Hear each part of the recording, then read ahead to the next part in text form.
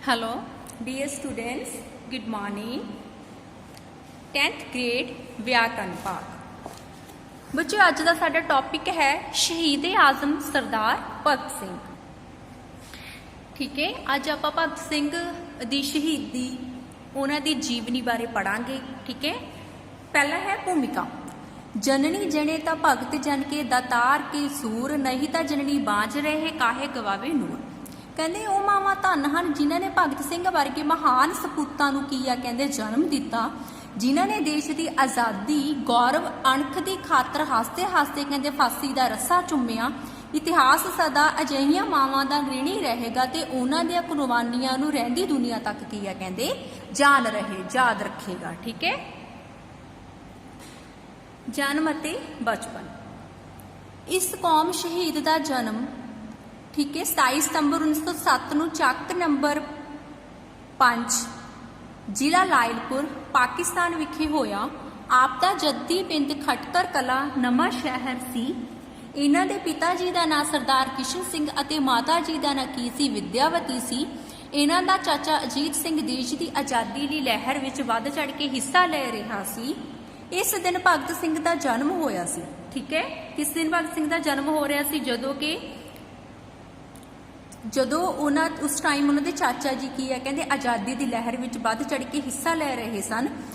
कहते आप दे पिता नेपाल की जेल अते चाचा माडले जेल में रहा होके आए। कहते आप का जन्म बहुत भागा वाला मन्निया जाता है, क्योंकि कहते जिस दिन आप का जन्म होया उस दिन आप दे जिहड़े चाचा जी सी वो नेपाल जिहड़े आप जी के पिता जी सीगे वो नेपाल की जेल ਅਤੇ ਜਿਹੜੇ ਚਾਚਾ ਜੀ ਸੀਗੇ ਉਹ ਮਾਡਲੇ ਜੇਲ੍ਹ ਤੋਂ ਕੀ ਆ ਕਹਿੰਦੇ ਰਿਹਾ ਹੋ ਕੇ ਆਏ ਸਨ। ਇਸ ਤਰ੍ਹਾਂ ਆਪ ਨੂੰ ਭਾਗਾ ਵਾਲਾ ਕਹਿ ਕੇ ਕਹਿੰਦੇ ਬੁਲਾਇਆ ਗਿਆ ਤੇ ਆਪ ਦਾ ਨਾਂ ਕੀ ਗਿਆ ਸਰਦਾਰ ਭਗਤ ਸਿੰਘ ਰੱਖਿਆ ਗਿਆ। ਠੀਕ ਹੈ, ਨੈਕਸਟ ਹੈ ਵਿਦਿਆ ਪ੍ਰਾਪਤੀ। ਭਗਤ ਸਿੰਘ ਨੇ ਮੁੱਢਲੀ ਵਿਦਿਆ ਪਿੰਡ ਤੋਂ ਹੀ ਪ੍ਰਾਪਤ ਕੀਤੀ। ਉਚੇਰੀ ਵਿਦਿਆ ਪ੍ਰਾਪਤ ਕਰਨ ਲਈ ਆਪ ਕੀ ਆ ਕਹਿੰਦੇ ਲਾਹੌਰ ਆ ਗਏ।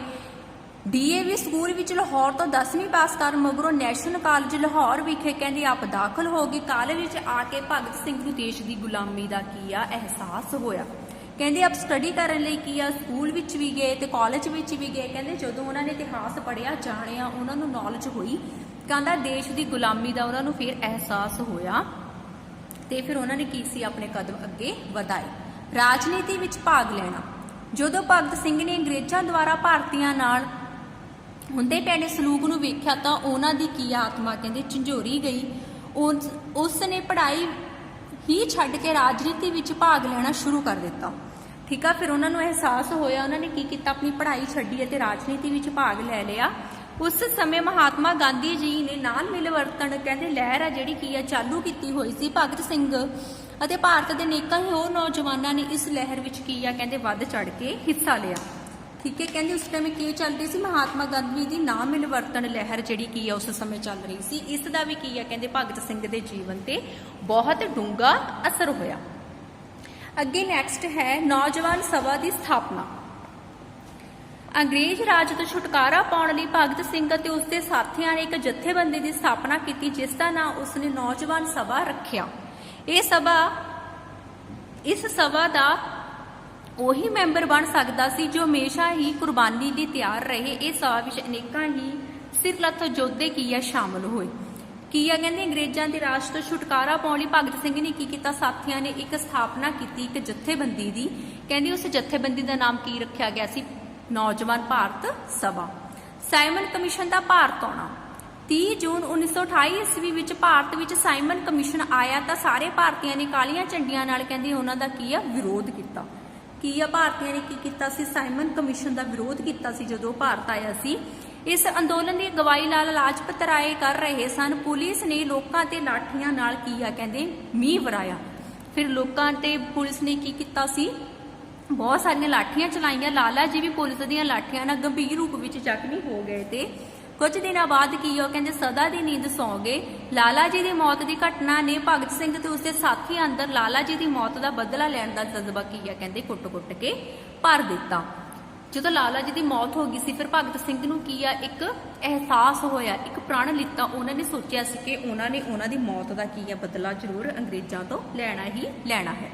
ਸਕਾਟ ਨੂੰ ਫਿਰ ਕੀ ਆ ਮਾਰਨ ਦਾ ਫੈਸਲਾ ਕੀਤਾ ਉਹਨਾਂ ਨੇ। ਕਹਿੰਦੇ ਭਗਤ ਸਿੰਘ ਤੇ ਉਸਦੇ ਸਾਥੀਆਂ ਨੇ ਲਾਲਾ ਜੀ ਦੀ ਮੌਤ ਦਾ ਬਦਲਾ ਪੁਲਿਸ ਕਪਤਾਨ ਸਕਾਟ ਨੂੰ ਮਾਰ ਕੇ ਲੈਣ ਦਾ ਕੀ ਆ ਫੈਸਲਾ ਕੀਤਾ। ਉਹ ਬਦਲਾ ਲੈਣਾ ਚਾਹੁੰਦੇ ਸੀ, ਕਿਹਨੂੰ ਮਾਰ ਕੇ? ਕਪਤਾਨ ਸਕਾਟ ਨੂੰ। ਸਕਾਟ ਦੀ ਥਾਂ ਤੇ ਸਾਡਰਨ ਨੂੰ ਗੋਰਲੀ ਨਾਲ ਉਡਾ ਦਿੱਤਾ ਗਿਆ। ਸਾਰੇ ਦੇਸ਼ ਵਿੱਚ ਕੀ ਆ ਫਿਰ ਹਾਹਾਕਾਰ ਮਚਦੀ। ਪੁਲਿਸ ਭਗਤ ਸਿੰਘ ਤੇ ਉਸਦੇ ਸਾਥੀਆਂ ਦੀ ਜੋਰਾ ਸ਼ੋਰਾਂ ਨਾਲ ਕਹਿੰਦੇ ਕੀ ਆ ਭਾਲ ਕਰਨ ਲੱਗੀ, ਪਰ ਭਗਤ ਸਿੰਘ ਅਤੇ ਉਸਦੇ ਸਾਥੀ ਕੁਝ ਸਮੇਂ ਲਈ ਕੀ ਆ ਰੁਪੋਸ਼ ਹੋ ਗਏ, ਭਾਵ ਕਿਤੇ ਲੁਕ ਗਏ, ਉਹ ਉਹਨਾਂ ਨੂੰ ਕਿਤੇ ਨਹੀਂ ਮਿਲੇ। ਬਾਅਦ ਵਿੱਚ ਇਹਨਾਂ ਨੇ ਕੁਝ ਇਤਿਹਾਸ ਦੀਵਾਰਾਂ ਉੱਤੇ ਲਾਏ ਕੁਝ ਇਸ਼ਤਿਹਾਰ ਕੀ ਆ ਦੀਵਾਰਾਂ ਉੱਤੇ ਲਾਏ, ਜਿਸ ਵਿੱਚ ਖੂਨ ਦਾ ਬਦਲਾ ਖੂਨ ਲਿਖ ਕੇ ਸਾਡਰਨ ਦੇ ਕਤਲ ਦਾ ਕਾਰਨ ਸਪਸ਼ਟ ਕਰ ਦਿੱਤਾ ਗਿਆ। ਗਲਤੀ ਨਾਲ ਮਾਰ ਹੋ ਗਿਆ ਸੀ, ਕੀ ਆ ਮਾਰਨਾ ਸੀ ਸਕਾਟ ਨੂੰ, ਤੇ ਕਿਹਨੂੰ ਮਾਰਿਆ ਗਿਆ? ਸਾਡਰਸ ਨੂੰ। ਅਸੈਂਬਲੀ ਹਾਲ ਵਿੱਚ ਬੰਬ ਸੁੱਟਣਾ 8 ਅਪ੍ਰੈਲ 1929 ਈਸਵੀ ਨੂੰ ਵਾਇਸਰਾਏ ਦੀ ਰੱਦ ਕੀਤੇ 2 ਲੋਕ ਵਿਰੋਧੀ ਬਿੱਲਾਂ ਨੂੰ ਆਪਣੇ ਖਾਸ ਅਧਿਕਾਰਾਂ ਦੀ ਵਰਤੋਂ ਤੇ ਲਾਗੂ ਕਰ ਦਿੱਤਾ ਗਿਆ।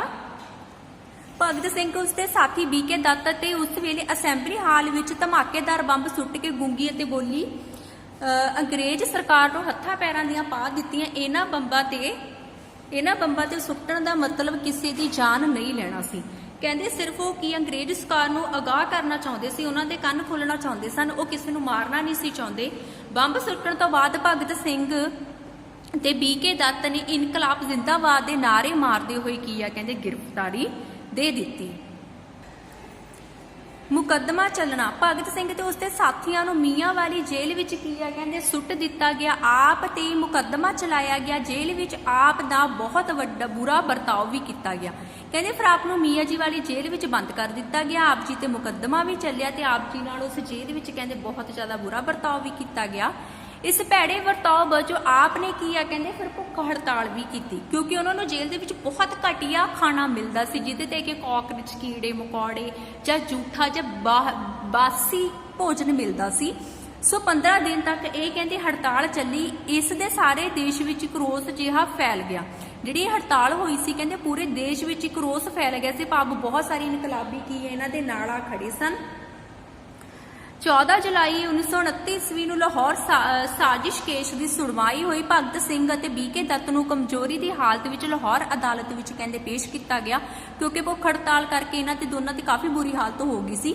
ਆਖਰ ਭਗਤ ਸਿੰਘ, ਰਾਜਗੁਰੂ ਅਤੇ ਸੁਖਦੇਵ ਨੂੰ ਕਹਿੰਦੇ ਮੌਤ ਦੀ ਸਜ਼ਾ ਸੁਣਾਈ ਗਈ। 7 ਇਨਕਲਾਬੀਆਂ ਨੂੰ ਕਾਲੇ ਪਾਣੀ ਵਿੱਚ ਭੇਜ ਦਿੱਤਾ ਗਿਆ ਅਤੇ ਬਾਕੀਆਂ ਨੂੰ ਕਹਿੰਦੇ ਬਹੁਤ ਲੰਬੀਆਂ ਸਜ਼ਾਵਾਂ ਹੋਈਆਂ। ਫਾਂਸੀ ਦੇਣਾ 23 ਮਾਰਚ 1931 ਈਸਵੀ ਨੂੰ ਰਾਤ ਨੂੰ ਭਗਤ ਸਿੰਘ, ਰਾਜਗੁਰੂ, ਸੁਖਦੇਵ ਨੂੰ ਕਹਿੰਦੇ ਫਾਂਸੀ ਦੇ ਦਿੱਤੀ ਗਈ ਸੀ, ਬਿਨਾਂ ਕਿਸੇ ਨੂੰ ਦੱਸੇ ਚੋਰੀ। ਇਹਨਾਂ ਦੇ ਲਾਸ਼ਾਂ ਉਹਨਾਂ ਨੇ ਵਾਰਸਾਂ ਦੇ ਹਵਾਲੇ ਕਰਨ ਦੀ ਬਜਾਏ ਫਿਰੋਜ਼ਪੁਰ ਦੇ ਨੇੜੇ ਹੁਸੈਨੀਵਾਲਾ ਵਿਖੇ ਸਾੜ ਦਿੱਤੀਆਂ ਗਈਆਂ। ਉਹਨਾਂ ਦੀਆਂ ਅੱਧ ਸੜੀਆਂ ਜਿਹੜੀਆਂ ਲਾਸ਼ਾਂ ਸੀਗੀਆਂ ਪਾਣੀ ਵਿੱਚ ਰੋੜ ਦਿੱਤੀਆਂ ਸੀ ਉਹਨਾਂ ਨੇ। ਕਹਿੰਦੇ ਉਹਨਾਂ ਦੀਆਂ ਅਸਥੀਆਂ ਨੂੰ ਸਤਲੁਜ ਦਰਿਆ ਵਿੱਚ ਰੋੜ ਦਿੱਤਾ ਗਿਆ। ਇੱਥੇ ਭਾਰਤ ਸਰਕਾਰ ਨੇ ਭਗਤ ਸਿੰਘ, ਰਾਜਗੁਰੂ ਅਤੇ ਸੁਖਦੇਵ ਦੀਆਂ ਸਮਾਧੀਆਂ ਵੀ ਬਣਾਈਆਂ ਹੋਈਆਂ ਹਨ। ਇੱਥੇ ਹਰ ਸਾਲ 23 ਮਾਰਚ ਵਾਲੇ ਦਿਨ ਇਹਨਾਂ ਸ਼ਹੀਦਾਂ ਨੂੰ ਕਹਿੰਦੇ ਸ਼ਰਧਾਂਜਲੀ ਭੇਟ ਕੀਤੀ ਗਈ ਅਤੇ ਲੋਕ ਇਕੱਠੇ ਹੁੰਦੇ ਹਨ। ਅਤੇ ਕਵੀ ਨੇ ਅਜਿਹੇ ਸ਼ਹੀਦਾਂ ਬਾਰੇ ਕਹਿੰਦੇ ਕਿਹਾ ਹੈ, ਸ਼ਹੀदों की चिताओं पर लगेंगे हर वर्ष मेले, वतन पे मरने वालों का यही बाकी निशान होगा।